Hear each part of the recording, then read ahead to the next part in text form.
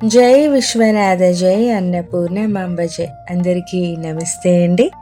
నా పేరు బుండాడ హైమావతి ఫ్రమ్ పాలకొండ. శ్రీ సనారి విశ్వేశ్వరుల వారి సంవాదం నుండి వేదాంత ప్రబంధమునందు ప్రథమాశ్వాసము 6వ భాగం 17వ ఎపిసోడ్ ఈరోజు తెలుసుకుందామా.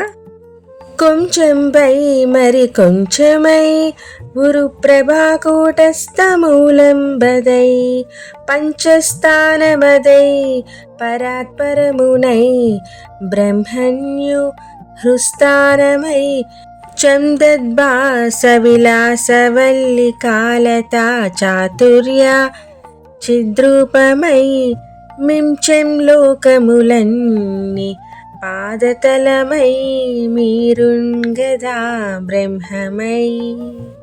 స్థూల సూక్ష్మ కారణ దేహములుగా విస్తరించిన విశ్వరూపుడగు ఆ పరమాత్మను కొంచెం కొంచెముగా పాతాళమనే పాదములు మొదలు భూలోకమనే ఆధార స్వాదిష్టానములను భువర్ లోకమనే మణిపూరకమును సువర్ లోకమనే అనాహత విశుద్ధులు దాటి ఆజ్ఞ సహస్రారములు యందు పున్నమి వెన్నెల వంటి కాంతి రూపమున పుష్పలతల వలె అనేక చిత్ర విచిత్రమైన రూపములతో సచ్చిదానందమైన పరము అనే శిరస్సు వరకు వ్యాపించిన బ్రహ్మమును తెలుసుకొనెదరు దేవి.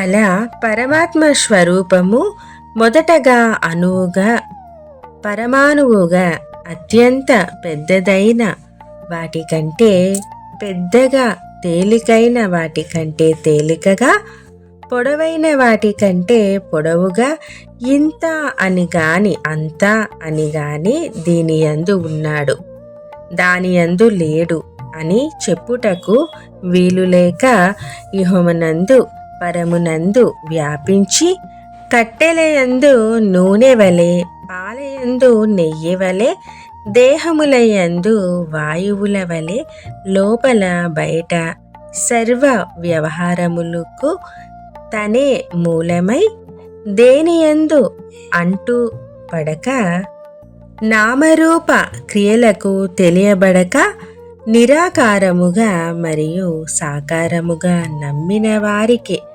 సత్యముగా, నమ్మని వారికి అసత్యముగా తోచుచు యథార్థముగా తన నిజ స్థానమున విరాట్ విశ్వబ్రహ్మముగా ప్రకాశించుచున్నట్టులా యోగేశ్వరులు దర్శించెదరు దేవి. ఆ మహావిశ్వబ్రహ్మమయమాయే సమస్తము అద్భుతముగా వ్యోమము వాయు అగ్ని జల మూర్వియు భూతములైదు పుట్టి పైనామములెంచగన్యగతి నాకును నీకు అనంతమూర్తికి ఏమని తెలుపుదున్ ఇకను ఏర్పడే లోకము చూడు పార్వతీ. ఆ మహావిరాట్ విశ్వబ్రహ్మము యొక్క మాయ వలన సమస్తము అద్భుతముగా ఉద్భవించినది. ఆకాశము, వాయువు, అగ్ని, జలము, భూమి మొదలైన 5 భూతములు పుట్టి ఆ పైన వాటి కలయికతో నీకు గాని నాకు గాని అనంతుడికైనా చెప్పటానికి వీలు లేనన్ని లోకములు, లోకేశులు, లోకస్థులు ఏర్పడెను. ఏమని చెప్పమందువు దేవి? లోక బయలెంతో దేహంబులోను అంతే నిండుగా నుండు సర్వంబు నిందులోను చూడగలిగితే గురుబోధ సూత్రమెరిగి వెలుగు చీకటిలో చూడు వెల్లడుగును. లోకము బయట ఎంత ఉన్నదో దేహము లోపల కూడా అంతే కలదు. దేహములో సర్వము నిండి ఉన్నది. సద్గురు మార్గోపదేశము చేత చూచిన అజ్ఞానము అనే చీకటిచే ఆవరించిన ఈ దేహమునందు జ్ఞానమనే వెలుగు లోపల విస్తరించి దర్శనమగును. నేనా దేహములన్నిటందగిలి తానే నేనుగా నిల్చెనన్. హీనామానగణగణంబులను నా హింస సుఖంబొక్కటే. నానామానము మాయ నిశ్చయము ఏ మాయన్ గదాక్కట. తానే కల్పితమాయే సర్వజగముల్ అద్యంబదే పార్వతీ.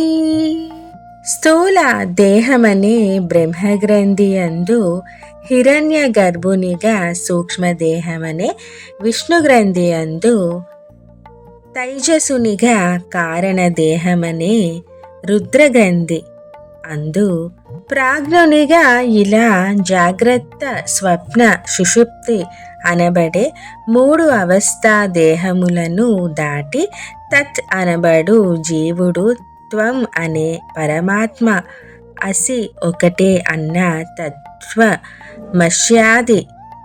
వాక్యోపరిస్థితిని పొంది చూడు.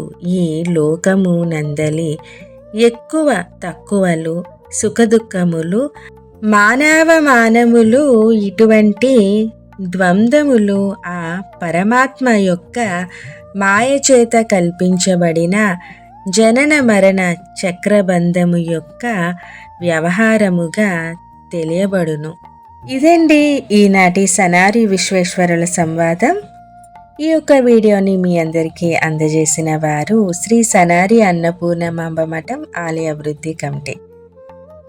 జై గురుదేవ, జై సనారీశ్వర.